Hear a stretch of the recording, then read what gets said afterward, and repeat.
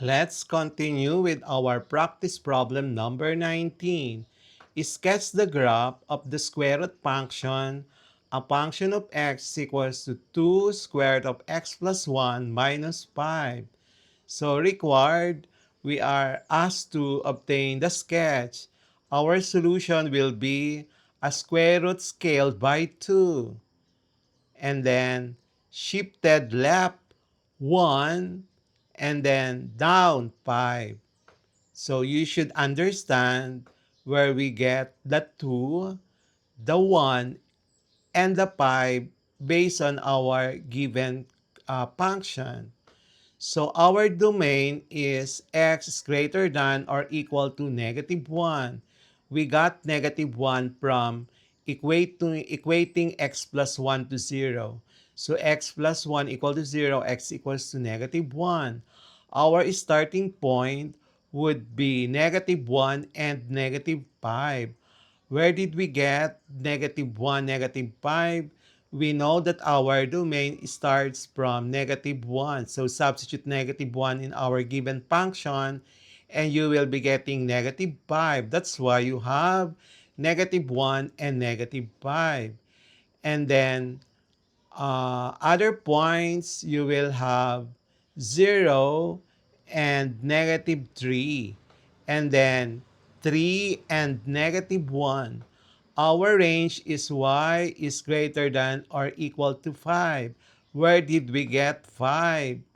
Where did we get -5? Based on the equation, our k value is -5. So the graph rises slowly to the right. So the final answer, square root curve starting at -1, 5 and increasing and stretch vertically by a factor of 2. So let's move to the practice problem number 20. So we have sketch the graph of the cube root function. A function of x equals to cube root of 2x. So we are asked to sketch it. So solution, cube root with horizontal scaling equivalent to g, a function of u, which is cube root of u with u is equals to 2x. So stretch horizontally by a factor of 1/2 or vertically, and then it compress horizontally with inflection at 0, 0. And other points that we have, x equals to cube root of 2x. And then substitute the values, we got 2. And then we have 1 points. We have 1.6, 1 and then 1.26. We also have another point, -4, -2. The other point is 4 and then 2. And then the domain and range are all real integers. It's S-shaped, increasing curve steeper than the cube root of x in x direction. Steeper because of the 2 inside the cube root. And then the final answer is a cube root S curve through origin is scaled so value change faster with x at an inflection point at 0, 0. So this is our MCQ quiz number 2, quarter 2, na, numbers and algebra lesson 10, exploring and sketching graphs of basic functions with and without technology. As you can see, we did not, without technology. Later on, we are going to use Desmo to explore and sketch the graph of those basic functions, which is of course much easier. But it's better that you know how to sketch and explore the graphs without the technology. And number 1, which of the following represents a linear function?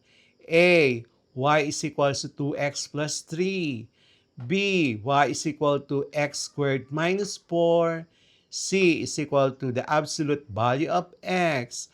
Y is equal to a square root of x. MCQ number 2.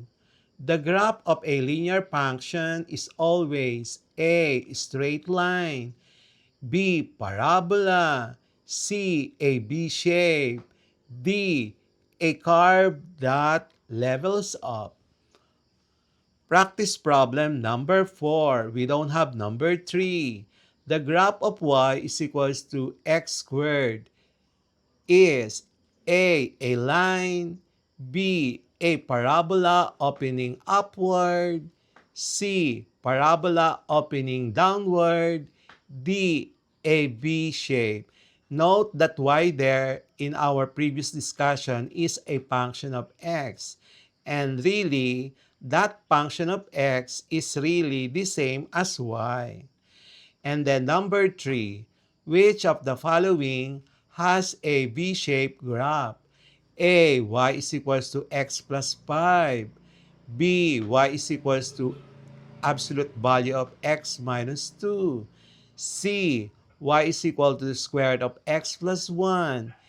D, y is equals to x cubed. And then number 4, it is the same. Number 4, ooh. Okay, so this one is number 3.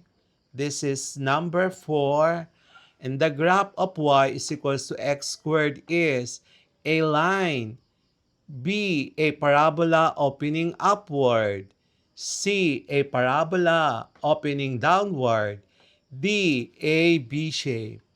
And then number 5, which of the following represents a quadratic function? A, y is equal to 4x. B is equals to negative x squared plus 3. C, y is equals to square root of x.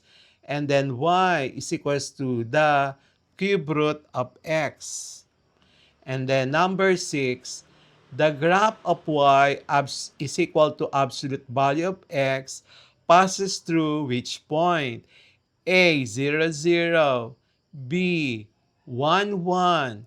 C, negative 1, negative 1. D, 0, 1. MCQ number 7. The graph of y is equal to a square root of x. A is symmetric with respect to x-axis. B is symmetric with respect to the y-axis. C begins at the origin and curves upward to the right. D is a straight line. Number 8. Which of the following is the graph of the cube root function? A parabola. B, a V shape. C, an S-shaped curve through the origin. D, a straight line. MCQ number 9.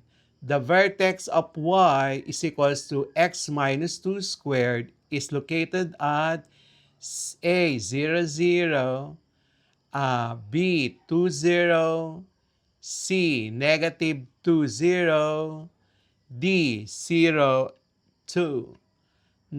MCQ number 10.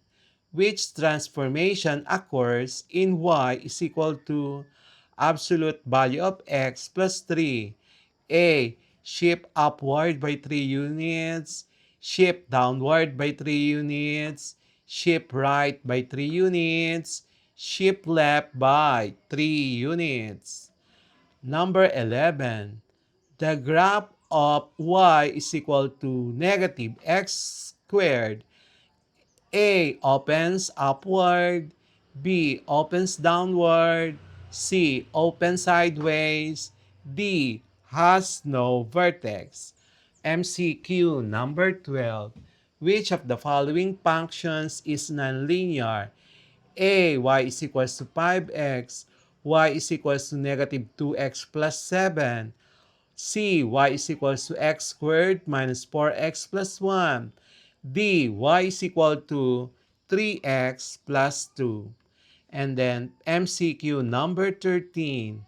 The slope of the graph y is equals to 3x minus 1 is A, negative 1, B, 1, C, 2, D, 3. MCQ number 14. The graph of y is equal to absolute value of x minus 4 has its vertex at A, 0, 4, B, 4, 0, C, negative 4, 0, D, 0, negative 4. MCQ number 15. The graph of y is equal to the square root of x minus 1 starts at A, 0, 0, B, 0, 1, C, 1, 0, D, 1, 1. MCQ number 16. Which of the following describes the graph of y is equals to x cubed? A. Parabola. B. B-shape. C. S-shaped curve through the origin. D. Horizontal line. MCQ number 17. The graph of quadratic function is symmetric about A. The x-axis, B. The y-axis or a vertical line, C. The y is equal to x, and D. The origin. MCQ number 18. If y is equals to negative the absolute value of x, the graph A opens upward, B opens downward, C opens sideways, D is a straight line. MCQ number 19. Which function's graph does not extend to the left of the y-axis? A. Y is equals to x squared. B. Y is equals to square root of x. C. Y is equals to absolute value of x. D. Y is equal to x cubed. MCQ number 20. The graph of y is equal to x plus 2 squared minus 3 has its vertex at A, 2, negative 3, B, negative 2, negative 3, C, 2, 3, D, negative 2, 3. And our answer key for lesson quarter 2 NA Lesson 10, Exploring and Sketching Graphs of Basic Functions with and Without Technology. So this is numbers 1 to 5.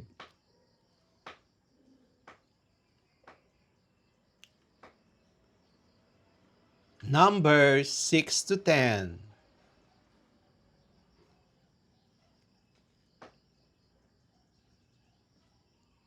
Numbers 11 to 15.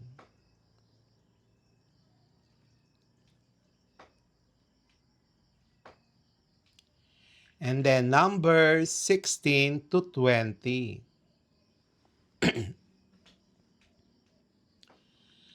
And that's it for today's lesson here on Smile Road. If you learned something new today, don't forget to hit that like button and share this video with your classmates. And make sure to subscribe and tap the notification bell so you'll be the first to know when a new lesson drops. This is Sir M, reminding you that learning doesn't stop after the bell rings. Keep asking, keep exploring, and always walk the road of knowledge with a smile. Smile Road, where curiosity meets discovery. See you in our next lesson. Bye-bye. Bye-bye.